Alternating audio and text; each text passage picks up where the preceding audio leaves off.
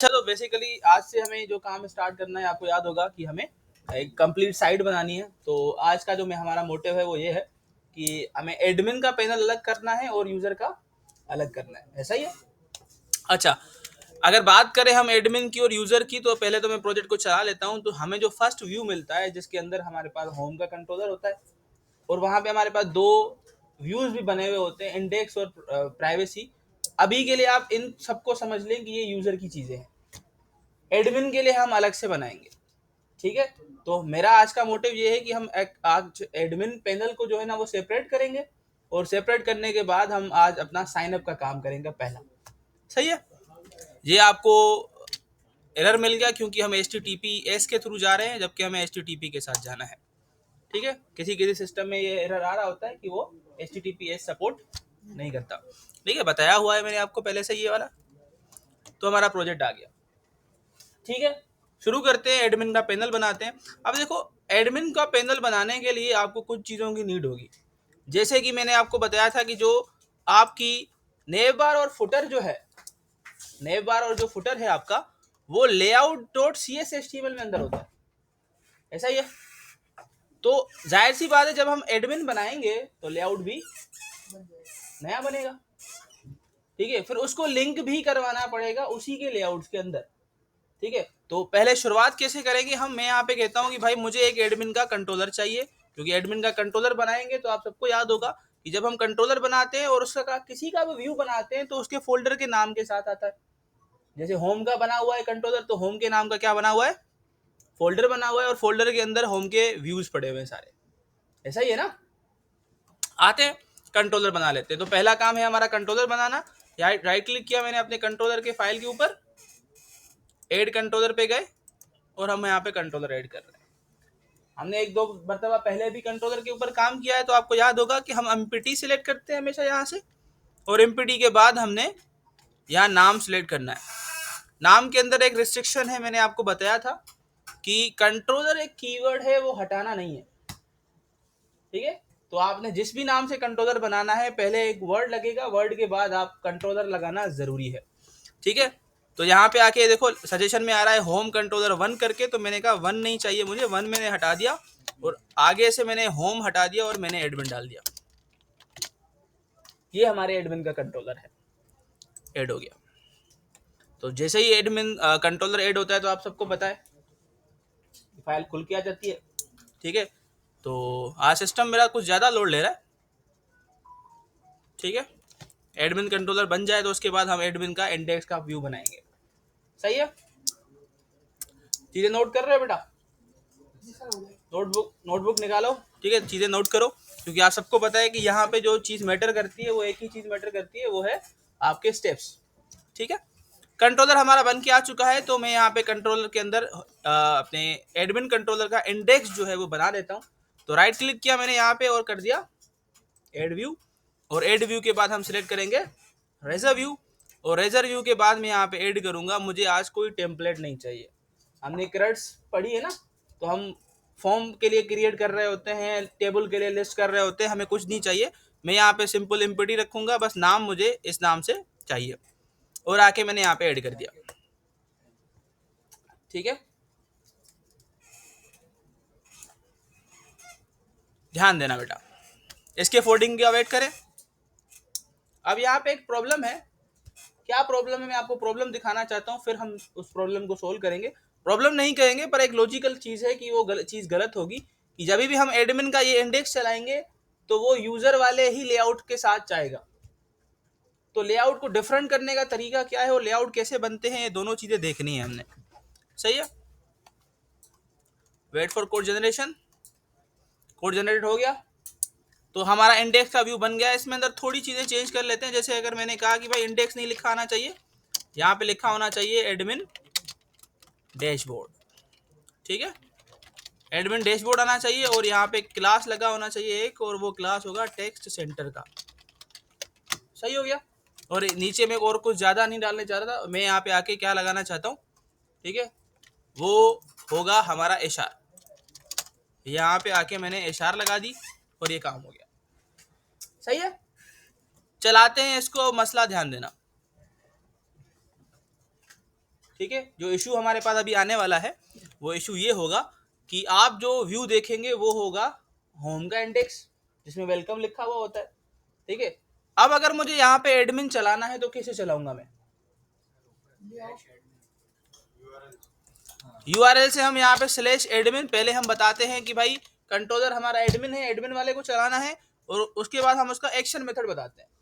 पर अगर इंडेक्स ऐसी चीज है जिसको बताने की जरूरत नहीं होती तो आप सिर्फ एडमिन ही लगाएंगे तब भी इंडेक्स खुल के आ जाएगा आपके पास। अब यहाँ पे ये लॉजिकल मिस्टेक है हमारे पास कि जब भी आप एडमिन कंट्रोलर लगाएंगे, मतलब एडमिन के कुछ भी व्यू बनाएंगे, तो उसके पास ये चीजें क्यों है? देखो, वर्क के साथ यूजर के पास अलग प्रिविलेजेस होंगी, एडमिन के पास अलग चीजें होंगी, तो एडमिन की ये चीज अलग होनी चाहिए जबकि यहाँ पे नहीं हो रही। तो इस मसले के हल के लिए हम क्या बनाते हैं, एक व्यू बनाते हैं जिसको हम लेआउट व्यू बोलते हैं। जैसे नॉर्मली हम टेम्पलेट सिलेक्ट करते हैं ना, तो टेम्पलेट में हम क्रिएट वगैरह सिलेक्ट करते हैं, सेम तरीके से हमारे पास रेजर लेआउट करके एक व्यू होता है जो हमें बनाना पड़ता है। ठीक है, तो शुरू हो जाए वो कैसे होता है। ठीक है, मैं यहाँ पे आके इसको बंद करता हूँ। अच्छा, नॉर्मल जो हमारा डिफॉल्ट मास्टर लेआउट होता है वो शेयर्ड के फोल्डर में होता है, ऐसा ही है। अब एडमिन का आप कहाँ रखना चाहते हैं वो आप डिसाइड कर लो, मैं तो कहूँगा इसी में रखो। ठीक है, तो मैंने कहा कि भाई शेयर के ऊपर राइट क्लिक किया। अब लेआउट कैसे ऐड होगा, थोड़ा ट्रिकी है, ध्यान देना। ऐड पे जाएंगे, अब ऐड के बाद आपको यहाँ से कहीं कहीं पे लेआउट नजर आ रहा है? नहीं है, आपको ये मिलेगा न्यू आइटम्स के अंदर। ठीक है, ऐड न्यू आइटम्स पे क्लिक करेंगे, आपको लिस्ट मिल जाएगी, कहीं पे रेजर लेआउट नजर आ रहा है जी सर, यहाँ से आप रेजर लेआउट सिलेक्ट करेंगे। ठीक है, रेजर लेआउट के बाद आपसे पूछेगा लेआउट का नाम, तो मैं यहाँ पे रखूंगा कि भाई 1 नहीं चाहिए, मुझे चाहिए यहाँ पे एडमिन। नाम आपकी मर्जी है, कुछ भी हो सकता है। और मैंने यहाँ पे आके इसको ऐड कर दिया, तो आपको एडमिन का लेआउट मिल जाएगा, पूरा वही कोड जो आपको मिलता है। दो चीजें मिसिंग है, वो है एक तो नेव बार और दूसरा फुटर, ऐसा ही है ना। और बीच में आपको ये देखो डिव भी मिल रही है जिसमें सारी की सारी बॉडी क्या होगी, रेंडर होंगी। ठीक है, तो मैंने यहाँ के इसको एक काम कर दिया, एक क्लास दे दिया कंटेनर का। ठीक है, और यहाँ पे एक छोटी सी हेडिंग लगा देते हैं H2 H4, और यहाँ पे लगानी है फॉर सपोज नेव बार, और इसी को मैंने कॉपी पेस्ट किया और मैंने कहा कि नीचे आएगी क्या, नीचे आएगा फुटर। ठीक है, रखते बाद में, पहले मैं आपको दिखा देता हूँ कि ये कैसे आएगा। ठीक है, अब इसके पास बूटस्ट्रैप की लिंक्स भी नहीं है ना, तो लिंक्स यहाँ पे अप्लाई नहीं होंगी ताकि, तो लिंक लगाने का तरीका आपको यहाँ के लिंक का टैग लगाना है। सही है, लिंक के टैग लगाने के बाद आपको पूरा सोर्स बताना पड़ेगा कि वो आखिर में है कहाँ पे। तो यहाँ पे आके मैंने सोर्स लगा दिया, और लिंक कहाँ पे पड़ी हुई आप सबको पता है कि www रूट के अंदर, लाइब्रेरी के अंदर, बूटस्ट्रैप के अंदर, डिस्ट के अंदर, CSS के अंदर, ये इतना बड़ा पाथ है जो आपको कॉपी कर लिखना पड़ेगा। तो आसान तरीका इसका ये है कि अपने वाले लेआउट में जाओ, आ गए अपने लेआउट के अंदर, यहाँ पे ये जो लिंक्स पड़ी हुई हैं, इन लिंक्स को कॉपी करके वहां पे पेस्ट कर दो, तो सारी चीजें कनेक्ट हो जाएंगी। तो मैंने यहाँ पे आके लिंक्स को क्या कर दिया, कॉपी करने के बाद यहाँ पे एडमिन लेआउट के अंदर मैंने कर दिया पेस्ट, तो बूटस्ट्रैप लिंक हो गई। नहीं तो ये सारा पाथ जो है ना मुझे खुद से लिखना पड़ता। ठीक है, सेव कर दिया मैंने इसे। सेम तरीके से मुझे यहाँ पे जो है ना जावास्क्रिप्ट की लिंक चाहिए जो हमें नीचे ज़रूरत में आती है, तो वो भी मैं वहीं से कॉपी करके आता हूँ, टाइम बचेगा हमारा। तो यहाँ पे आके मैंने जावास्क्रिप्ट की लिंक्स को भी कर दिया कॉपी, और यहाँ पे आके पेस्ट। चेक करो एडमिन लेआउट में मैंने क्या क्या चीज़ें रखी है। एडमिन लेआउट के अंदर मैंने कुछ खास चीज़ नहीं रखी, मैंने एक सिर्फ हेडिंग डाली है नेव बार की, एक हेडिंग डाली है फुटर की, और हमने सिर्फ लिंक्स लगाई हुई है। यहाँ तक चीज़ें समझ आई? पक्का? ठीक है, अब अभी भी ध्यान देना, अब जब आप इसको चलाएंगे, अब अगर आप इसको चलाएंगे तो कैसे चलेगा? अगर मैं अब एडमिन चलाऊंगा तो क्या एडमिन को ये लेआउट मिल जाएगा खुद ब खुद? ये तो होम का है ना, ये तो यूजर वाला है ना जो हमने डिसाइड किया। अच्छा, एडमिन खोलें, देखते हैं एडमिन कहाँ पे खुलता है। यहाँ पे आके मैंने एडमिन खोला, एंटर किया, वो तो वक्त के साथ हम रिस्ट्रिक्शन लगाएंगे उसके ऊपर। ठीक है, अच्छा नेव बार और फुटर नहीं आई, मतलब उसको अपना वाला लेआउट नहीं मिला। तो भाई लेआउट लगाने के लिए आपको थोड़ा सा कोड करना पड़ता है। अब वो कोड क्या है वो नोट करते जाइए। मैं इसको बंद कर रहा हूं दोबारा। हम आते हैं एडमिन के इंडेक्स के ऊपर, जो हमने अभी अभी बनाया था, जिसके अंदर सिर्फ एक हेडिंग लगी हुई है। ऊपर आपको ये रेजर टेम्पलेट का व्यू नजर आ रहा है, व्यू डेटा, जिसमें आप भेज रहे हैं टाइटल। यहाँ पे एक लाइन का कोड लगेगा जिससे हम इसको लेआउट बताएंगे। तो बेसिकली हमारे पास एक कीवर्ड है जिसका नाम क्या है, लेआउट। याद रखें लेआउट एल कैपिटल है, स्मॉल रखेंगे नहीं यूज होगा। इज इक्वल टू करके आपको क्या बताना पड़ता है, यहाँ पे पूरा पाथ बताना पड़ता है कि लेआउट इस व्यू का कौन सा होगा। बात समझ आ रही है? ठीक है। अगर आप लेआउट नहीं लगाएंगे तो वो बाय डिफॉल्ट लेआउट के पास चला जाएगा। तो मुझे यहाँ पे बताना पड़ेगा कि भाई व्यू के थ्रू, देखो व्यूज के अंदर शेयर्ड के फोल्डर के अंदर आपका admin layout.cshtml अवेलेबल है। तो यहाँ पे मैं क्या करूंगा, वेव साइन, आपको पता है वेव साइन का काम क्या है, वो रूट को टारगेट कर रहा होता है। Wave sign slash views, spelling mistake नहीं होनी चाहिए, कैपिटल स्मॉल की भी। व्यूज के अंदर, शेयर्ड के अंदर, और उसके बाद हम यहाँ पे अपने फाइल का नाम रखेंगे। हमारे फाइल का नाम क्या है, एडमिन लेआउट की स्पेलिंग गलत, layout.cshtml। सिर्फ एक लाइन से आप अपने व्यू को ये बता रहे होते हैं कि आपका लेआउट जो है वो कौन सा है। अब इसको ट्राई करें, देखते हैं एडमिन का लेआउट उसे मिल रहा है या नहीं मिल रहा।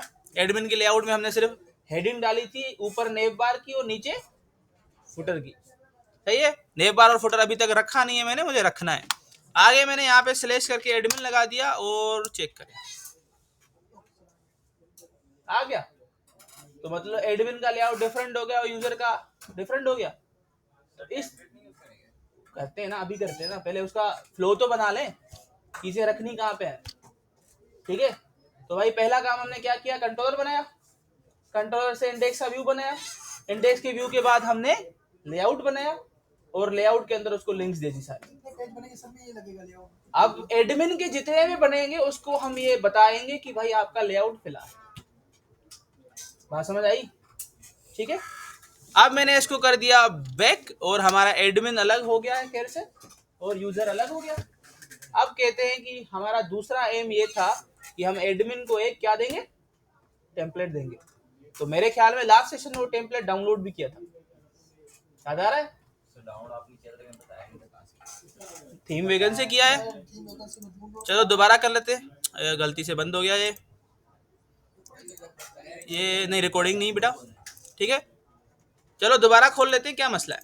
यहाँ पे आके मैंने कर दिया, दोबारा डाउनलोड कर लेते हैं। मैं थीम वेगन यूज कर रहा हूँ बेटा। बेसिकली थीम वेगन की साइड पे चले जाओ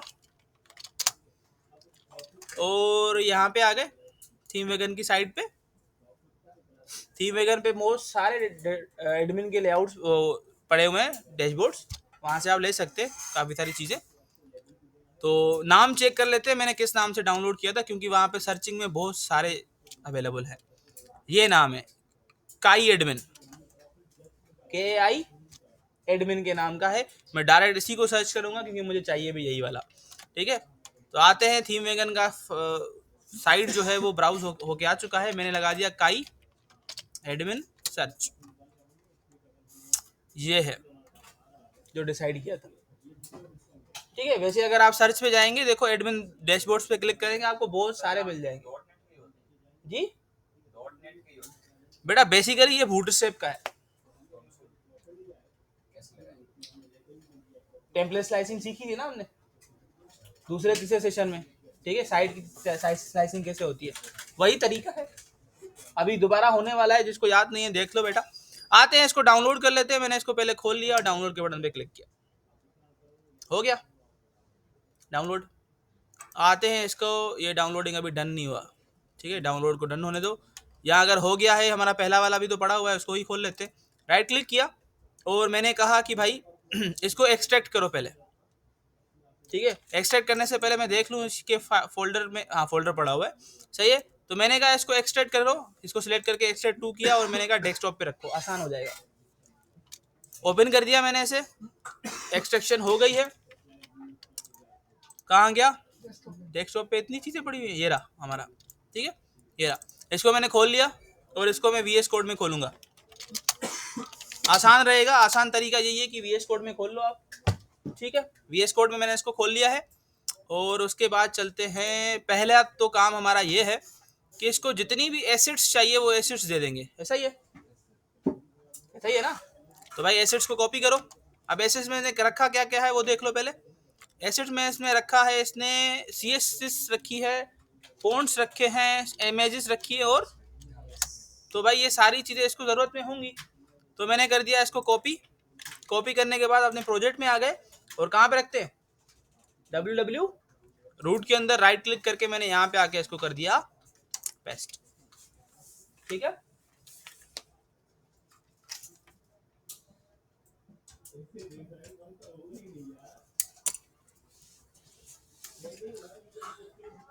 अच्छा, नोट रेस्पॉन्डिंग पे चला गया, हो गया पेस्ट। तो पहला काम होता है कि आपके टेम्पलेट को जितने भी एसिड्स मिले हुए हैं कॉपी पेस्ट कर दो। दूसरा काम है कोड एक्सचेंज। तो हमें कोड चाहिए सिर्फ इंडेक्स का, ठीक है। तो मैं इंडेक्स पे आ गया। अब इंडेक्स पे कितनी लिंक्स लगी हुई हैं वो लिंक्स सारी उठानी है, ध्यान देना बेटा। अब एक तो लिंक ये लगी हुई है, ये लगानी है, ये जावास्क्रिप्ट की लिंक भी लगी हुई है यहाँ, और ये CSS की लिंक्स भी लगी हुई है यहाँ तक। मैं सारा कॉपी कर दूंगा, कर लूँ कॉपी। अब ये पेस्ट कहाँ पे होगा कौन बताएगा, एडमिन के लेआउट के अंदर, क्योंकि एडमिन का है ये सारा। तो यहाँ पे आके मैंने कर दिया कुछ इसके नीचे पेस्ट, एडमिन की सारी चीज़ें मैंने यहाँ पे पेस्ट कर दी, ठीक है। और आप सबको याद होगा कि यहाँ पे हम टिल्ड साइन लगाते हैं, ओ सॉरी वेव साइन के साथ स्लेश लगाते हैं। तो ये वेव साइन स्लेश, अदरवाइज वो काम नहीं करते। वेव साइन स्लेश, ठीक है। और कोई रहा, ऊपर भी तो था ना, हाँ ये भी है ना URL में अंदर, पर URL से टारगेट कर रहे हैं तो इसको लगाने की ज़रूरत नहीं है। और ये भी मैंने लगाया वेव साइन स्लेश। ऊपर भी कोई है, हाँ ऊपर भी है, ये इमेजेस है, तो ये वेव साइन, ये स्लेश, ठीक है। अब चेक करते हैं, नीचे तो कोई लिंक्स नहीं है, हमने ऊपर वाली सारी उठा ली। बेटा बातें समझ आ रही है फजल, ओके। आते हैं नीचे, बिल्कुल आखिर में चलते हैं, बिल्कुल आखिर में, ठीक है। और यहाँ पे भी इसने कुछ जावास्क्रिप्ट का कोड किया हुआ है, चलो ये भी उठाना है हमने, ठीक है। इतनी लिंक्स है, यहाँ से लेके लिंक्स है बेटा, चेक कर रहे हो। अब देखो एडमिन डैशबोर्ड को ये सारी चीज़ें चाहिए डिज़ाइन के लिए, तो यहाँ से लेके मैं उठा लूँगा आखिर तक, पूरा कोड कॉपी कर रहा हूँ बेटा, ओके। आते हैं, अब ये कहाँ पे पेस्ट होगा, यहाँ पे फुटर के नीचे। फुटर तो रखा ही नहीं ना अभी तक हमने, ठीक है। ये नीचे पेस्ट कर दिया, ठीक है, सारा कोड पेस्ट हो गया। अब इसमें भी लिंक्स का मसला हो सकता है बेटा, चेक करो, हाँ है ना, क्यों नहीं है, देखो देखो इन तीनों को देना पड़ेगा। टेम्पलेट इंटीग्रेशन में बेटा ये मसले हैं, ठीक है। तो यहाँ पे आके वेव साइन स्लेश लगा दिया, सेम तरीके से यहाँ पे वेव साइन स्लेश लगा दिया, वेव साइन स्लेश। यार कॉपी कर लेते हैं, एक एक इन्होंने अलग अलग रखी हुई है, ये पेस्ट, हाँ वो भी हो सकता है। पेस्ट पेस्ट पेस्ट करते जा रहा हूँ मैं, एक साथ होते हैं तो फिर हम सिलेक्ट करके जो है ना वो साथ में लगा देते हैं, पर ये एक साथ नहीं है ना। ये पेस्ट, ये पेस्ट हो गया, ठीक है, सबको मिल गई। नीचे चेक करो, नीचे तो सिर्फ इन्होंने वो एक्टिव वगैरह लगाया हुआ है, इसका खैर है, कोई मसला नहीं है। तो भाई लिंक्स लग गई। टेम्पलेट इंटीग्रेशन में पहला काम होता है लिंक्स कॉपी पेस्ट करना। अब दूसरा काम क्या है, कोड कॉपी पेस्ट करना, सही है। तो कोड कर ले कॉपी पेस्ट, शुरू करते हैं। तो भाई लिंक्स दोनों हमने लगा दी है। अब हमारा पहला काम है नेव बार उठा के वहां पे रखना। तो आते हैं नीचे, अब चेक करो, एक इसने डिव बनाई है, किस नाम से, रेपर। अब जाहिर सी बात है इसके ऊपर कोई CSS हुई भी होगी। इसको बंद करके देखते हैं इसमें कितना कोड है। इसमें तो सारा साइट का कोड है, पूरी साइट का कोड इसमें अंदर है। तो इसको भी हमें कॉपी करना है, पर हम किस पे रखेंगे, मैंने यहाँ पे इसको किया कॉपी। और आते हैं नीचे ऊपर सॉरी, ठीक है। ये यहाँ पे क्या हुआ, ये रहा, ठीक है। नेव बार से पहले मतलब बॉडी से पहले मैं इसको क्या कर दूंगा यहाँ पे पेस्ट। क्या हो रहा है आज मेरे सिस्टम के साथ, इतना हैंग। अच्छा, डिव को यहाँ पे मैंने पेस्ट कर दिया और डिव को मैं यहाँ पे रख दूंगा फुटर से पहले, ठीक है। फुटर कहाँ गया, ये रहा फुटर हमारा। फुटर से पहले मैं इसको कर दूंगा खत्म, डिव को कर देंगे, ठीक है। उसके बाद आते हैं आगे। अब देखो साइडर, नेव बार के साइड में साइडर होता है ना, जिसमें सारी चीजें पड़ी हुई होती है, मतलब इसे ऐसे समझ लें कि ये हमारी क्या है, नेव बार है। यहां से मैं इसको कर दूंगा बंद और नीचे चेक करो ये क्या चीजें हैं। ये मेन पैनल है और ये भी हमारी नेव बार है। चेक कर लेते, चेक कर लेते। अच्छा, मुझे खोलना पड़ेगा एक बार टेम्पलेट को, देखेंगे हमने काम क्या कर रहे हैं। गो लाइव कर लेते हैं, देखते हैं क्या क्या चीजें। एडमिन पैनल में फुटर होता है, एक छोटी सी लाइन होती है, कभी कभार में नहीं भी होता बिल्कुल, पर होता है। देखो चेक करो नीचे आखिर में है ये रहा, थीम वेगन का वो लगाया हुआ है, ठीक है। अब देखो नेव बार हमारे पास देखो एक ही है, ठीक है, वो कम्प्लीटली रेस्पॉन्सिव है और इसके अंदर इतने आइटम्स है, चेक करो। और एक एक आइटम में पता नहीं कितनी कितनी सब आइटम्स भी है। तो हमें बेसिकली कोड यहाँ से लेके चाहिए यहाँ तक, वो इस बंदे तक, देख रहे हो। अब देखना है कि ये किस किस डिव के अंदर पड़ा हुआ है। तो यहाँ पे आके मैं वही चेक कर रहा था। पहले तो मैंने ये वाली एक डिव जो है ना वो तो वो कर दी, ये तो उठानी है स्लाइडर वाली। लाइव से इंस्पेक्ट भी हो सकता है, मेरे हिसाब से कोई बड़ा मुश्किल नहीं है, आसान है। देखो लोगों का हेडर लिखा हुआ है, लोगों का हेडर मतलब लोगों का हेडर ये है, ठीक है। तो ये भी पूरा उठाना है, तो मैंने इसको भी बंद कर दिया। नीचे लिखा हुआ है सेटिंग्स, अब सेटिंग्स का कहाँ है, टॉप राइट पे कहाँ है, नहीं है। Custom layout project include in does not project in your includes. अच्छा, ये हमारे इंक्लूड नहीं करना प्रोजेक्ट के अंदर, ये कुछ बटन्स है। अच्छा जी, गलत किया काम हमने, मेन पैनल के अंदर सब कुछ पड़ा हुआ है। देखो इसका ये रहा सर्च, ठीक है। और ये सर्च के बाद आपका मैसेजेस का, मैसेजेस ऑल इज रीड, मतलब हमारा ये यहाँ पे होगा, ये रहा, ठीक है। हम यहाँ पे खड़े हुए हैं, स्क्रॉल करें नीचे और ये आ गया तहा। तहा कहाँ है, अच्छा ये नीचे इसके अंदर है, लास्ट वाला ये वाला।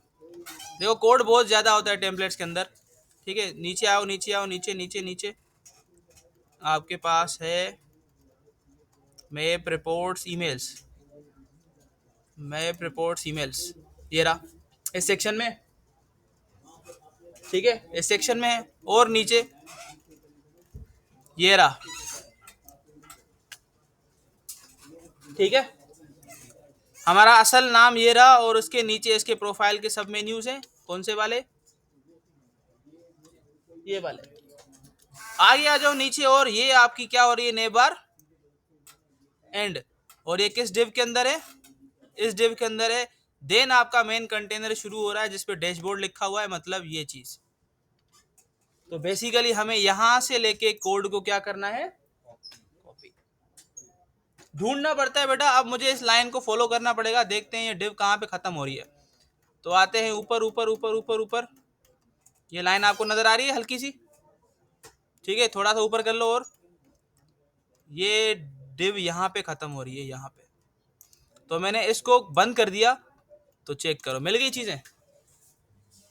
एक बार थोड़ी सी आपको जो है ना वो करनी पड़ेगी मेहनत, और आपको सारी चीजें मिल जाएगी, ठीक है। तो पहले तो स्लाइडर को कॉपी करो, ये मैंने किया स्लाइडर को कॉपी, साइडर को सॉरी, इसको मैंने यहाँ पे आके पेस्ट कर दिया। ये कहाँ पे पेस्ट होगा, बॉडी के बराबर नीचे, और ये जो रेपर हमने डिव लगाई है उससे नीचे आ जाओ, क्योंकि पूरा रेपर कर दिया तो हम नेव बार को अलग रखना चाहते हैं और बीच में कंटेंट डालना चाहते हैं ना, तो वो तो इंडेक्स में जाएगा ना, फिर तो आसान हो जाए, फिर तो ये मेहनत करने की जरूरत ही नहीं है।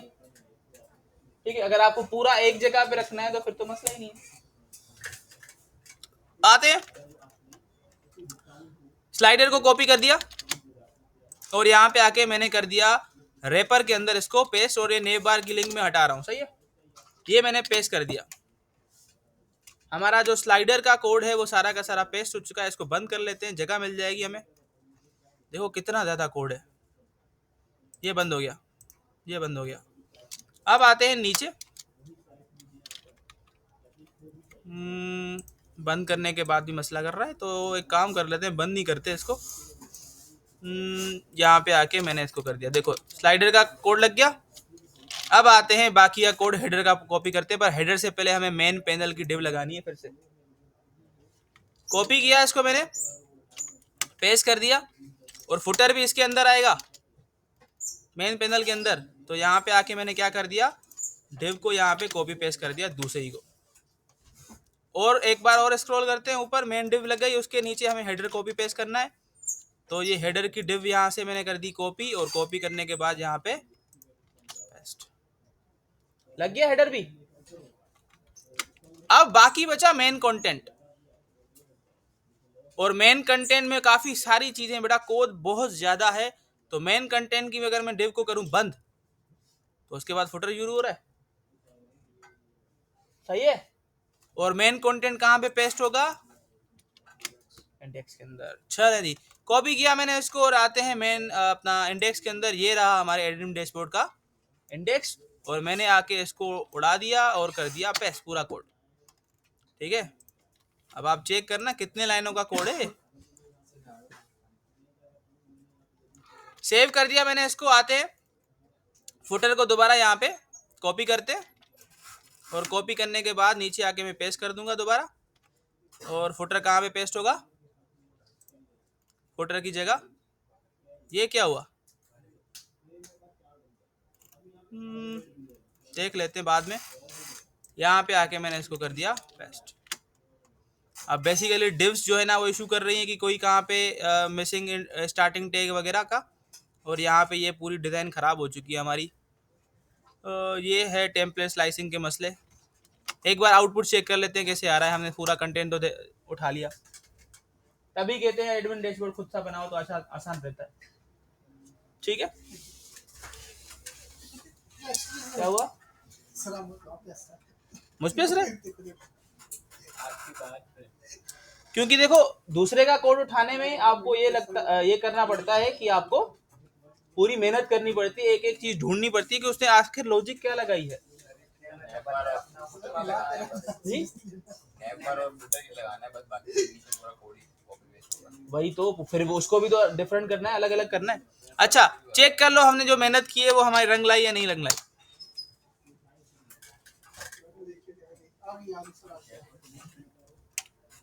तो भाई हमारा टेम्पलेट इंटीग्रेट हो गया पूरा का पूरा। ठीक है, तो कहने का मकसद ये, थोड़ी सी मेहनत और आपका काम हो जाता है। अब जो बाकी के यहाँ पे जो मसले आ रहे हैं आपको लेआउट के अंदर नजर, वो खुद ब खुद या तो सोल्व हो जाएंगे या तो आप इसको इग्नोर कर सकते हैं। नहीं करेगा ये मसला, ठीक है, क्योंकि हमने इसको डिव्स दी हुई है, पर सेटिंग जो है ना सही से नहीं बन रही, और कुछ भी नहीं है। देखो टेम्पलेट इंटीग्रेट हो गया सारा। कितनी इधर उधर मतलब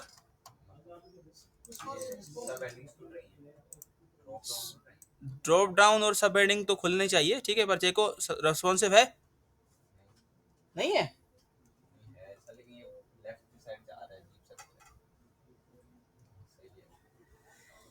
सही है। अच्छा उसके अलावा आप देखो इनके ड्रॉप डाउन भी चल रहे हैं, पर ड्रॉप डाउन के अंदर हमने कोई काम किया नहीं है खास, तो ये अभी के लिए तो हमारे किसी काम के नहीं है। जाहिर सी बात है, वक्त के साथ जब एडमिन की चीजें चलती जाएंगी बहुत ज्यादा तो हो जाएंगे। अच्छा तो टेम्पलेट इंटीग्रेट हो गया एडमिन का, कितनी मुश्किल के बाद, पर हो गया। सही है, अब आते हैं आगे। अगर आपका एडमिन का डैशबोर्ड टेम्पलेट इंटीग्रेट हो गया, तो उसके बाद हमारा दूसरा काम क्या था, साइन अप का फॉर्म बनाना है यूजर के लिए।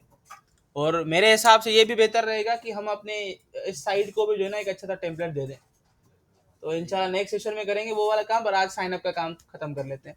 चलते हैं साइन अप का फॉर्म बनाते हैं, और अभी क्रेडिट करने वाला हूँ मैं पूरी। तो सारा काम जो है वो दोबारा होगा सारी क्रेडिट का, क्योंकि प्रोजेक्ट हमने नया बनाया है तो हमें पैकेजेस भी लगाने हैं, पैकेजेस के साथ साथ डीबी कॉन्टेक्स्ट के साथ सारा का सारा काम करना है हमने। तो जल्दी से पैकेजेस लगा देता हूँ मैं और उसके बाद हम शुरू करते हैं साइनअप का काम। आ गया मैं यहाँ पे नगेट पैकेज मैनेजर को अपडेट कर लेते हैं। गलत ऑप्शन पे क्लिक हो गया, right click, manage nugget packages. कौन कौन से पैकेजेस होते हैं? डिजाइन टूल और एसक्यूएल सर्वर, ठीक है, और वो होते हैं एंटिटी फ्रेमवर्क कोर के अंदर। मैंने सर्च कर दिया एंटिटी फ्रेमवर्क कोर और हमें पैकेजेस इंस्टॉल करने हैं। टू द पॉइंट जा रहा हूं मैं, और साइनअप जो हम बनाएंगे वो साइनअप के अंदर वो सारी चीजें होंगी। साइनअप को रजिस्टर भी करवाएंगे। साइनअप के बाद नेक्स्ट काम होगा लॉगिन वाला, फिर हम जाएंगे एडमिन के डैशबोर्ड के हम ऊपर प्रोडक्ट वाला काम करेंगे। तो सारी चीजें फ्लो के साथ चलेंगी बेटा, ध्यान देना।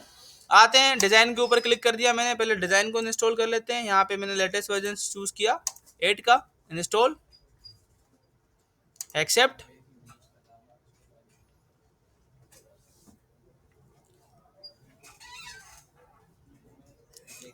आउटपुट इंस्टॉल हो गया। उसके बाद एसक्यूएल सर्वर पे आते हैं,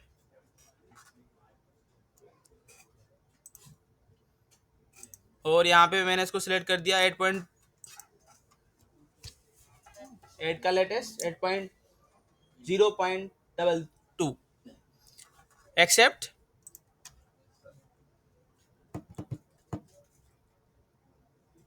इंस्टॉल्ड या नहीं हुआ इंस्टॉल्ड, चेंज नहीं हुआ, हो गया नाम आ गया यहाँ पे लेट आ जाता है। टूल्स पे आ गए, दोबारा तीसरा इंस्टॉल कर लेते हैं। यहाँ पे आके मैंने तीसरा कर दिया,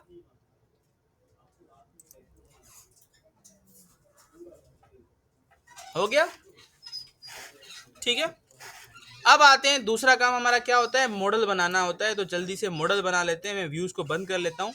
आते हैं मॉडल बना लेते हैं। तो यहाँ पे आके मैंने राइट क्लिक किया, ऐड क्लास, और क्लास के अंदर हम आज एक मॉडल बनाएंगे। तो साइन अप के लिए मॉडल का नाम क्या होना चाहिए? आपकी मर्जी है, जो रखना चाहें रख सकते हैं। मैं यहाँ पे कर रहा हूँ कि मॉडल का नाम अभी के लिए साइन अप ही रख लेते हैं। और टेबल का नाम चेंज कर लेंगे, मॉडल का नाम साइन अप ही रखते हैं, ठीक है। टेबल यूजर्स अच्छी रहती है, नहीं? अच्छा, प्रॉपर्टी सिलेक्ट कर लेते हैं। मैं प्रॉपर्टी क्या क्या चाहिए आप सबको पता है, आईडी के बिना तो काम होगा नहीं। तो आईडी, उसको यहाँ पे हम की दे देंगे। और यहाँ पे आके मैंने कहा दूसरी प्रॉपर्टी हमें चाहिए स्ट्रिंग।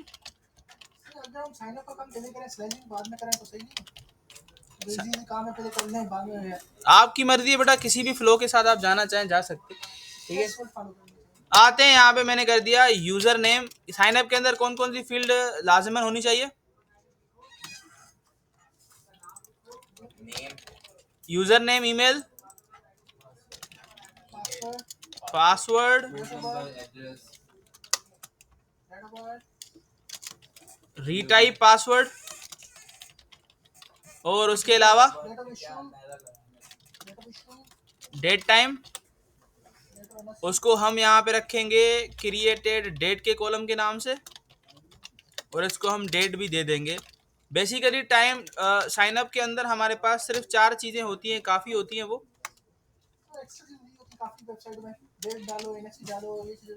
हाँ, वो भी दे सकते हैं हम, पर हम अब टू द पॉइंट पे जाएंगे, ठीक है। चीजें जितनी कम होंगी उतना बेहतर रहेगा। यहाँ पे मैंने इसको क्वेश्चन मार्क दे दिया, इसको भी क्वेश्चन मार्क दे दिया कि ये नल हो सकता है, इसको भी क्वेश्चन मार्क, एंड अगेन इसको भी, ठीक है। अब कुछ रिस्ट्रिक्शन लगानी है। याद रखें, जब भी आप प्रोजेक्ट के ऊपर काम कर रहे होते हैं तो मॉडल इस तरीके से डिजाइन होता है कि वो कंप्लीटली वेरीफाइड हो, ठीक है, रेस्ट्रिक्टेड हो, ठीक है। तो रेस्ट्रिक्शन क्या क्या लगानी है? क्वेश्चन मार्क का कॉन्सेप्ट ये है कि वो नल भी हो सकते हैं, ठीक है। वैसे जरूरी नहीं है कि आप ये चीज लगाएं, पर अगर आप ये चीज लगाते हैं तो वार्निंग से बचते हैं, वार्निंग आ रही होती है उससे बचते हैं, बिला वजह की वार्निंग्स आ रही होती है, ठीक है। तो उसी लिए हम यहाँ पे क्वेश्चन मार्क, इसका मतलब ये है कि वो नल भी हो सकते हैं, ठीक है, कि अगर हम कोई चीज अगर नहीं भी दे तब भी जानी चाहिए। वो फॉर्म का काम है, फॉर्म के ऊपर हम रिक्वायर्ड लगाएंगे। बेसिकली हम नल का मतलब ये नहीं है कि वो खाली चला जाएगा, मैंने यहाँ पे आके लगा दिया, उसके ऊपर रिक्वायर्ड हो जाएगा, ठीक है, बिना इसके फॉर्म हमारा बिल्कुल ठीक है। पर हम साइन अप के अंदर 3 चीजें रखने वाले हैं। अच्छा बेटा, क्वेश्चन मार्क और रिक्वायर्ड का काम अलग अलग है बेटा। मैंने जो क्वेश्चन मार्क लगाया है उसका मतलब ये है कि ये जो अभी करंट एक वेरिएबल है ये खाली हो सकता है, पर जब फॉर्म से आएगा तो वो रिक्वायर्ड होगा, वो इसके बिना फॉर्म सबमिट नहीं होगा, ये बात है, ठीक है। कॉपी किया मैंने इसको, यहाँ पे आके कर दिया पेस्ट, और यहाँ पे आके भी मैंने ईमेल की जगह कर दिया पेस्ट, और रीटाइप के ऊपर में नहीं लगाने वाला बेटा, यही वर्बली समझाने की कोशिश कर रहा हूं मैं। रिक्वायर्ड एक अनोटेशन है, एक रिक्वायरमेंट है कि इसके बिना फॉर्म सबमिट नहीं हो सकता, और क्वेश्चन मार्क का ये मतलब है कि ये जो अभी वेरिएबल है ये खाली हो सकता है अभी, क्योंकि जब तक मैं इसका फॉर्म सबमिट नहीं करूंगा इसमें डेटा आएगी नहीं, आएगी ना। तो टिल जब तक हमारा फॉर्म नहीं सबमिट होता तब तक तो ये खाली है ना। अब क्वेश्चन मार्क अगर आप नहीं लगाएंगे तो क्या होगा देखना, क्वेश्चन मार्क अगर आप नहीं लगाएंगे तो ये वार्निंग देगा आपको कि भाई ये नल है, खाली हो सकता है, खाली है। तो सिर्फ हम इस वार्निंग को खत्म करने के लिए क्वेश्चन मार्क लगाते हैं कि अभी के लिए ये क्या है, खाली है, ठीक है, और कुछ भी नहीं है इसके अंदर, कोई बड़ी रॉकेट साइंस नहीं है। अच्छा अब मुझे ये बताएं कि साइन अप की टेबल के अंदर बेसिकली हम रखते 4 फील्ड्स है, यूजर नेम, ईमेल, पासवर्ड और रीटाइप पासवर्ड। तो क्या रीटाइप पासवर्ड डेटाबेस के अंदर जाना जरूरी है? पासवर्ड और रीटाइप सेम होता है ना, तो हम दोनों में से किसी एक को इंसर्ट करते हैं। तो यहाँ पे आप आज एक नई अनोटेशन पढ़ेंगे, उसको नोट कर लो। उसका काम क्या होता है कि वो नोटेशन जो है वो डेटाबेस के अंदर डेटा स्टोर नहीं करवाती, ठीक है। आप सबकी जो है ना चीजें चल रही है, ठीक है। नेक्स्ट सेशन से रिकॉर्डिंग बंद, नेक्स्ट सेशन से रिकॉर्डिंग बंद। मुझे वो चीजें ठीक है नहीं चाहिए, ठीक है। अच्छा नोट मैप हमारे पास कौन सी नोटेशन है? नोट मैप्ड हमारे पास वो अनोटेशन है जिसकी मदद से हम ये बता रहे होते हैं कि आपकी जो ये वाली फील्ड है, रीटाइप वाली फील्ड, वो डेटाबेस के अंदर क्या नहीं होगी, ऐड नहीं होगी, ठीक है, दिखाई नहीं देगी हमारे पास, ठीक है। उसके बाद आते हैं नेक्स्ट। मैंने कहा कि भाई यूजर नेम जो हमारी फील्ड है, ठीक है, यूजर नेम की फील्ड के अंदर हम यहाँ पे क्या रखेंगे, उसकी लेंथ डिफाइन करेंगे कि यूजर नेम अपने साथ कितनी लेंथ लेके जाएगा, और ये रिक्वायरमेंट भी होगी कि भाई इसके बिना डेटा हमारी स्टोर नहीं हो सकती, ठीक है। तो यहाँ पे मैंने लगा दिया स्ट्रिंग लेंथ, दोनों बतानी पड़ती है, हाँ। तो यहाँ पे आगे क्या कि भाई मैक्सिमम कितनी भी डाले कोई मसला नहीं है, पर मिनिमम जो लेंथ है, यहाँ पे मैं मिनिमम लेंथ लगा रहा हूँ, मिनिमम लेंथ होनी चाहिए। अब देखो नाम के अंदर सबसे छोटा नाम कौन सा है, तो यहाँ पे मैंने लगा दिया 3, कम से कम 3, मैक्सिमम 255 काफी रहेंगे। यहाँ अगर आप उसको और भी छोटा करना चाहते हो तो मैंने कहा भाई 15 होने चाहिए, ठीक है। उसके बाद कॉमा लगा दिया मैंने कि भाई अगर ये रिक्वायरमेंट पूरी नहीं होती तो कोई मैसेज जाना चाहिए एरर, तो error message is equal to करके मैं बता दूंगा कि भाई अगर ये चीज नहीं होगी तो एरर क्या जाएगा। बातें समझ आ रही है? तो मैंने कहा कि भाई user name should be between 3 to 15। Error message आपके ऊपर डिपेंड है, आप कोई भी एरर मैसेज डाल सकते हैं। उसके अलावा यूजर नेम के ऊपर ये रिक्वायरमेंट भी होती है कि उसमें अंदर कोई कभी नंबर नहीं जा सकता, तो उसके लिए आपको यहाँ पे क्या लगाना पड़ता है, उसके लिए आप लगा रहे होते हैं यहाँ पे रेगुलर एक्सप्रेशन। याद है रेगुलर एक्सप्रेशन का एक दिन सेशन चला था, ठीक है। और रेगुलर एक्सप्रेशन लगाने का तरीका क्या है कि आप एट द रेट लगाएंगे, डबल कोटेशन लगाएंगे, उसके अंदर जो रेगुलर एक्सप्रेशन की स्टार्ट और एंड की साइन है वो लगानी है, मतलब केप साइन और डॉलर। और यहाँ पे मैं बता दूंगा कि उसके अंदर क्या क्या जा सकता है।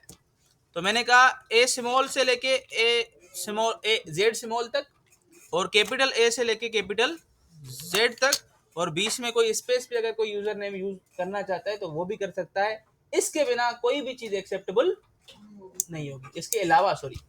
और इसकी मैं यहाँ पे लेंथ भी बता दूंगा विद द हेल्प ऑफ करली ब्रैकेट कि भाई मिनिमम 3 और मैक्सिमम,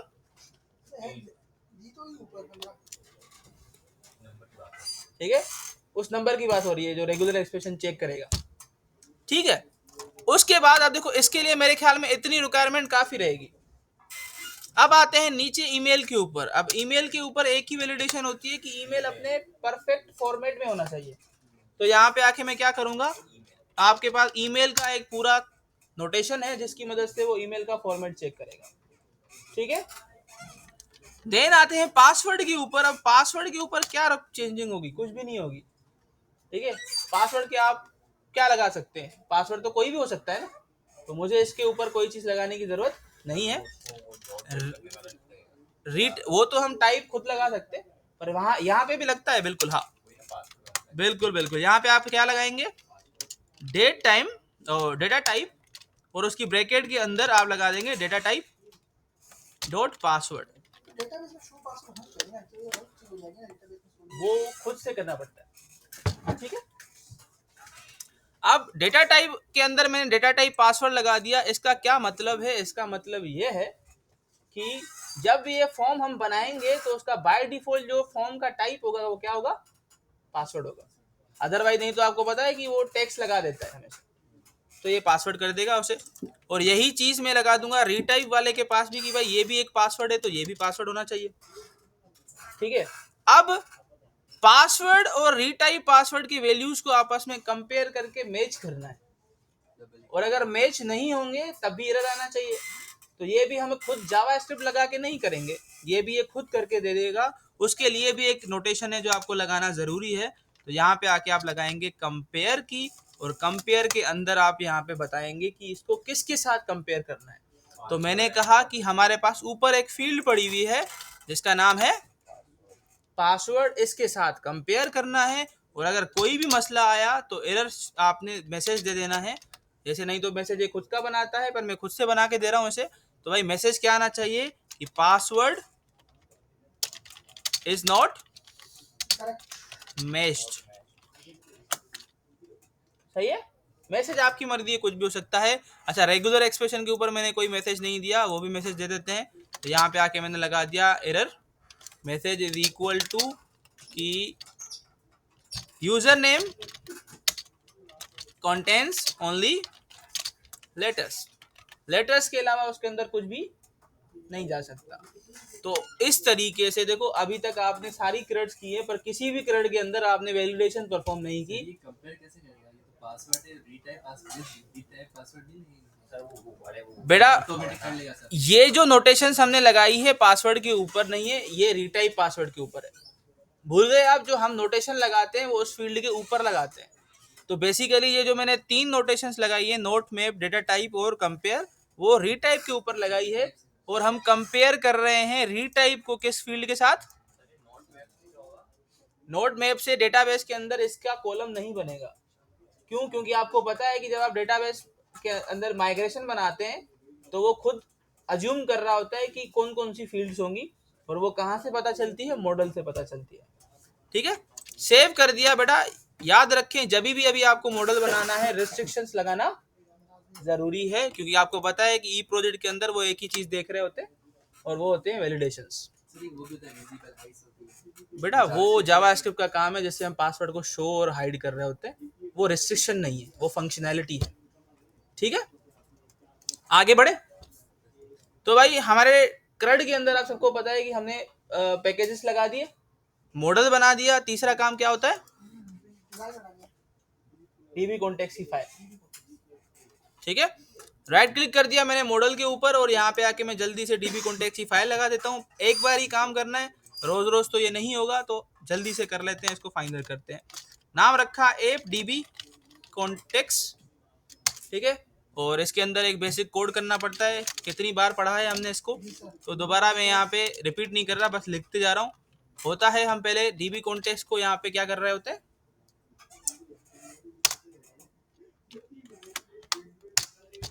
यहाँ पे मैंने आके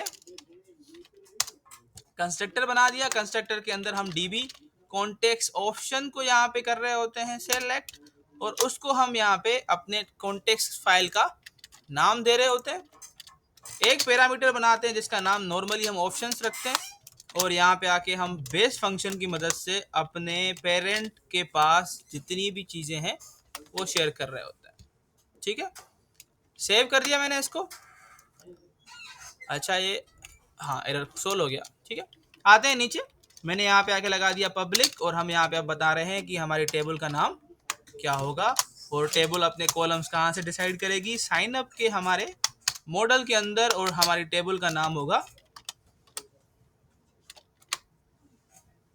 सही है। टेबल का नाम आपकी मर्जी, आप चेंज कर सकते हैं। मैंने कहा मॉडल का नाम साइन अप होगा, पर टेबल का नाम यूजर्स होगा। सेव कर दिया। अब उसके बाद तीसरा काम क्या होता है, डीबी कॉन्टेक्स्ट बन गया तो कनेक्शन स्ट्रिंग।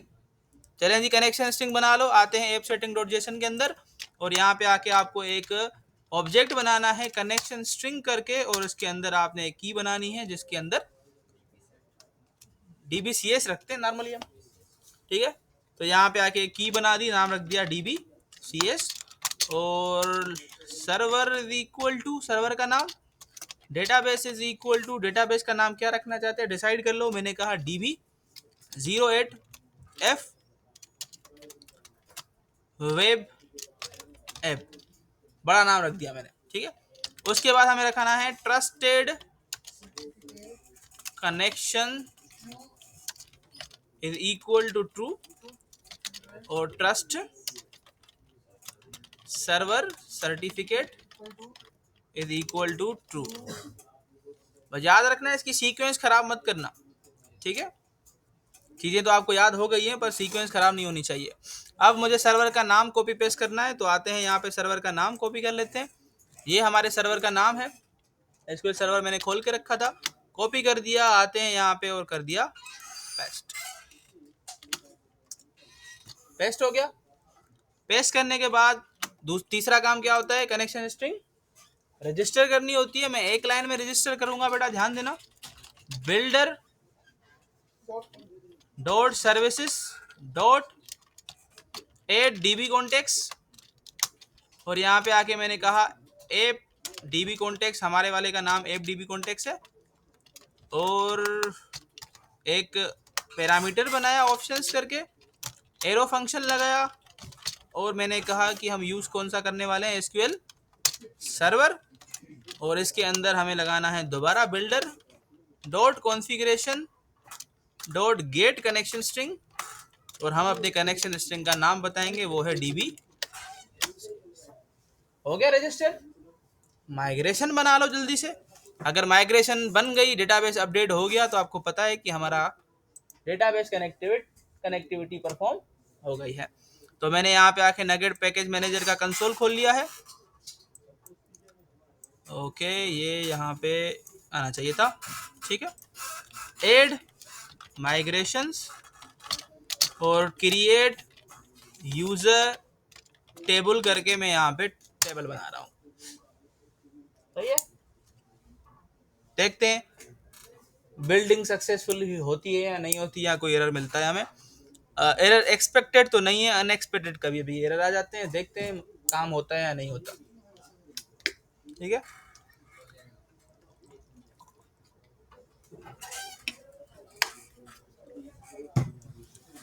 मेरे ख्याल में सारी चीजें रिपीटेड ही की है हमने। ठीक है, अभी तक बस एक चीज हमने एक्स्ट्रा पढ़ी कि हमारा लेआउट किस तरीके से ऐड होता है। ठीक, बिल्डिंग में कुछ ज्यादा टाइम ले रहा है।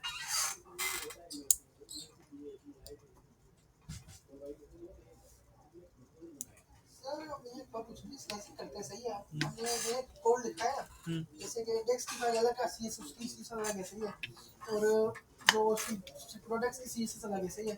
तो उसको एक साथ करके लिखो या अलग अलग फोल्डर बना के CSS? देखो, अगर आपके पास अलग अलग CSS है तो CSS की फाइल अलग बनाने की जरूरत नहीं है। 90% सेम CSS है दोनों की, बस 20% चेंज है बस। 20% भी तो चेंज है ना। तो एक काम करो ना, आप उसी HTML का फाइल जो व्यू है उसके ऊपर एक टैग लगाओ स्टाइल का और उसके अंदर सारा पेस्ट कर दो। प्रोफेशनल नहीं लगेगा ना ये यही होता है,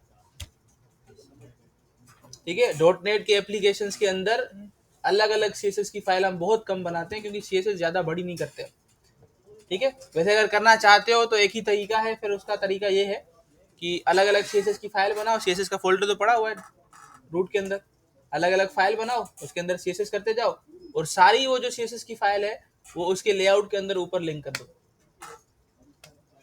यही ऑप्शन है। अच्छा जी, हमारी माइग्रेशन बन चुकी है। एक बार इसको वेरीफाई कर लो कि सारी चीज़ें सही जा रही है नहीं जा रही। अब देखो, हमने जब इसको लेंथ बताई तो इसने लेंथ 15 कर दी है इसकी यूज़र नेम की, ठीक है।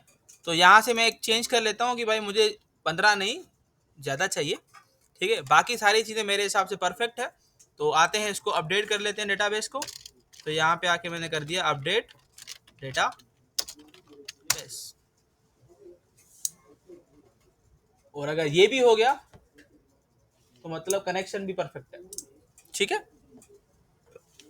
बिल्ड सक्सीड तो हो गया, पर डन के ऑप्शन का वेट करना है, ठीक है। डन हो गया, परफेक्ट है। डेटाबेस में जाके चेक करो हमारी टेबल सही से बनी है नहीं बनी। तो आ गया, मैंने इसको कर दिया कनेक्शन कनेक्ट, और नाम रखा था हमने अपने डेटाबेस का DB08F वेब ऐप, ठीक है। इसको वेरीफाई करना ज़रूरी है कि बना या नहीं बना। और डेटाबेस को मैंने खोल लिया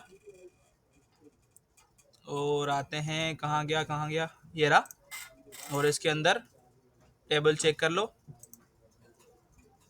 टेबल भी हमारी आ गई है। राइट क्लिक किया मैंने इसके ऊपर और इसको चेक कर लेते हैं कॉलम सही है या नहीं है। तो यहाँ तक सही है चीज़ें। आज के लिए इतना काफ़ी रखते हैं। आपका काम होगा अभी आप डेटा टेम्पलेट इंटीग्रेट करो, यहाँ तक काम कर लो, सही है।